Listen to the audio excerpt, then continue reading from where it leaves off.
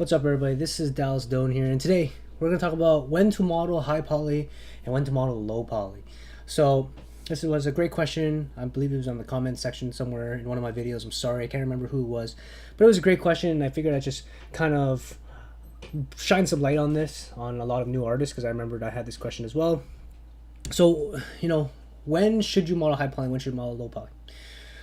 First, few things. This is from my experience. This is from what I've been taught and gone through, and this is from just me talking and to other people as well in the industry.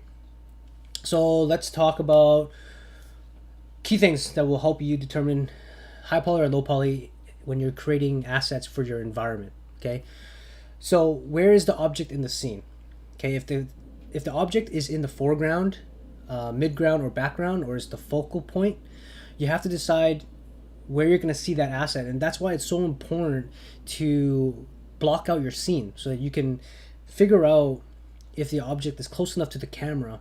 Because if it's close enough to the camera, then yes, you want to add a little bit more polygons to make sure that there's nice fidelity in them and that it doesn't look low poly, right? You want to make sure, unless it's a low poly scene. Now let me get that out of the way, right? If your scene is a quote unquote low poly voxel scene, then obviously you want to keep it as low poly as possible, right?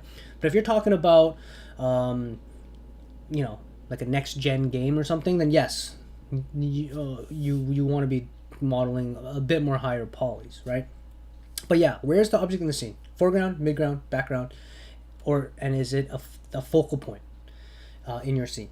Okay, now how close does the camera get to the object? We already mentioned that. If the camera or the player can get really close to the object, then you probably want to do add more polys to the asset.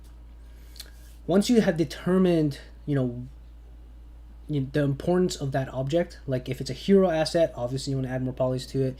If it's just a secondary asset, then maybe be a bit more conservative with your polys. If it's a tertiary asset, or it's not as important, it's a lower importance asset, then do it as low poly as possible, right? And then now you got to think about this. A lot of high poly or hero assets will have a high poly sculpt, right?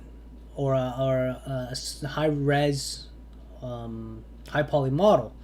Now, if you have the time in the schedule, you're going to be able to retopologize that asset, create a low poly asset, low poly version of that, and then you just bake the high poly stuff into your low poly. So again, it comes down to like your studio's workflow as well. Because if your studio workflow is make a high poly sculpt or a high poly model, bake it down to a low poly, then you're going to be making a high poly anyways, but you're not going to be keeping that high poly inside your scene, right?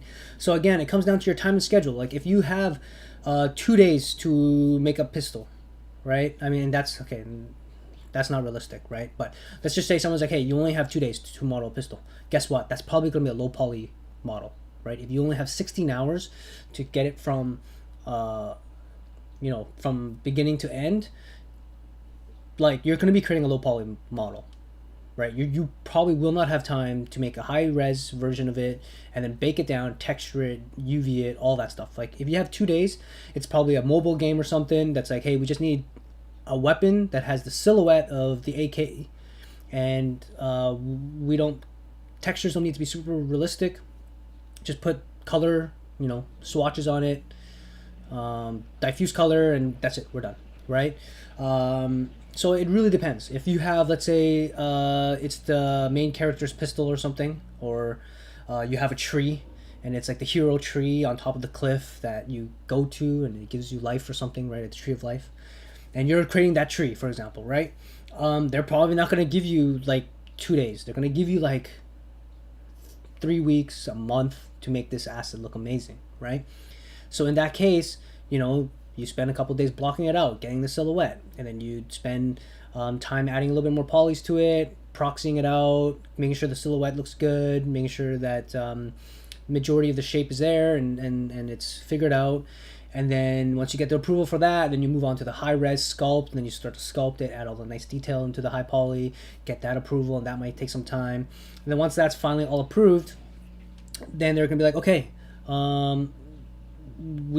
this is now ready to go. Then you retopologize it for in game, right? You either retopologize it or you reduce it so that it's a decent game res model, and then you put it into the game. Now let's say that down the line, they're like, okay, you know what? The script has changed, right? And this happens. Trust me, script has changed, and then they're like, okay, so now, the player is never going to get, like, is never going to actually walk up to this tree. It's going to become an NIS, which is a non-interactive scene, so it's essentially a cinematic, right? So they're like, okay, yeah, we've changed it. It's now cinematic. You now, because it's a cinematic, have the opportunity for the director to be like, yeah, so now because it's a cinematic, don't worry about the low poly and the retopology. We're just going to leave it at high res. We're just going to render out a camera, and it's just going to be that, right? So it all depends, right? It all depends on what it's going on. So you got that. Very important though, even though if you're doing high poly, if that high poly makes it into the game, you better make sure every poly is being used and utilized properly. If you have wasted polys, it's not going to look good on you, right? So keep that in mind. Okay, utilize all your polys. Don't waste your polys. Now, all of this doesn't matter if a lot of it has to do with the platform that you're working on, right? So let's say you're working on next gen, right? PlayStation 4, Xbox, in a few years, PlayStation 5, the next Xbox, etc. Are you working on a mobile game, right? Are you working on a PC game, right? All those things will change your requirements, right? Depending on the engine that you use. But, if you're working on a mobile game, you're probably going to be doing low poly stuff, right? And to be fair, mobile phones are getting a lot more powerful nowadays. You look at the Switch; it's a lot more powerful than lots of other Nintendo platforms and consoles and stuff like that in the past. But yeah, it all depends, on your console and what it is that you're working on. Another thing to think about is your camera perspective, right? Is it an isometric 2D platform? Is it an open world game? Is it a third person or first person? And a lot of you might be like, well, what's the difference? Like, why does that matter? If it's isometric, then you can remove a lot of faces that the player will never ever see, especially if there's no rotating. Like, for example, Diablo, you're never going to see the bottom of things, right? You're probably going to just see the top and the side of things. There is a button, I can't remember now, that you can rotate your camera around. And if that's the case, then you still do need to model a few things. But there are some games where you don't. It's literally a set camera and you can't rotate, right? I could be wrong about this, but Divinity, I think, is an isometric set angle. I could be wrong. But if it is a set angle, then you can remove certain faces on certain things, right? You can cheat a little bit more. If it's a 2D platform, that's an obvious one, right? If it's a 2D platform, you can definitely cheat a bunch of things, remove a bunch of faces. If it's an open world, then you can't cheat too much, right? You're going to have to model everything. There's probably going to be no holes or anything like that in your model, just in case the world builder or the level artist needs to, put things down on the floor to sell a scene that it's broken or destroyed, right? Third person, why this is important. If it's third person, the camera is kind of behind your character, right? So because of that, you can you can cheat in different ways versus first person. When you're first person, you're kind of closer to the objects. They're right in front of you, so you kind of want to add a little bit more fidelity into your assets. So yeah, so hopefully that helps you out. Obviously, this is all different depending on what you're doing, right? What I'm talking about is environment art stuff. What I'm talking about is building assets for a level.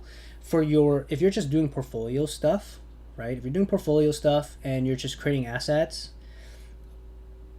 just make sure it looks good, right? Make sure it looks good. If you're applying for video games, right, it's so much more impressive when someone shows their high poly sculpt or high poly model, right?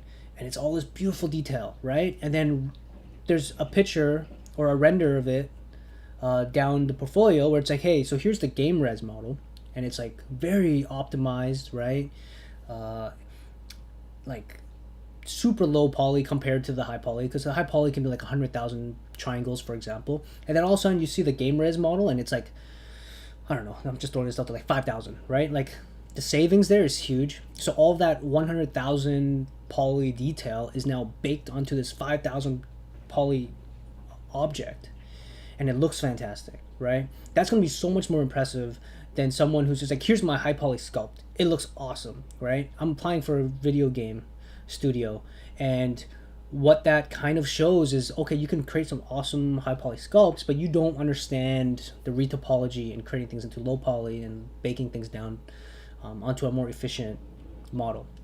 So it's really important to make sure you understand that, right?